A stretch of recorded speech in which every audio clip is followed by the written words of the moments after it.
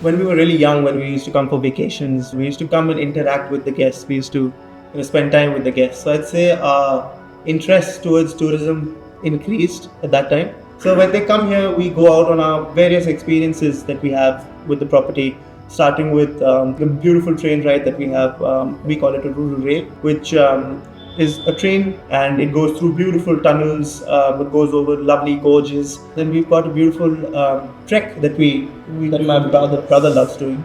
It's a trek that goes into one of our old temples that we have nearby, and you go through some very picturesque terrains. I'd like to speak about another experience that we have, which is the farm lunch that we do. We get the locals to come to the area. They cook the meal for you, in which, of course, the guest is more than welcome to join in the experience of cooking. So in a way, they can also learn as to how various dishes are cooked, and then they can experience or enjoy the lunch at the farm. The other thing that we actually have, which is about 18 kilometers from us, which is called a place called Deogarh, and it's where the Udaipur forces or the Mewar forces fought off the Mughal forces. We do this something called a cooking demonstration, in which what we do is we send our guests to the local vegetable market.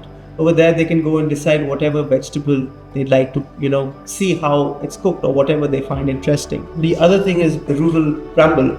It is basically a safari through the countryside, in which we explain about the crops that the farmers are growing, the trees that are growing.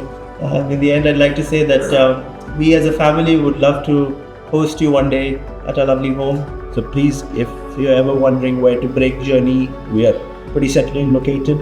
Our dogs will be there to greet you before us. So hope to see you soon.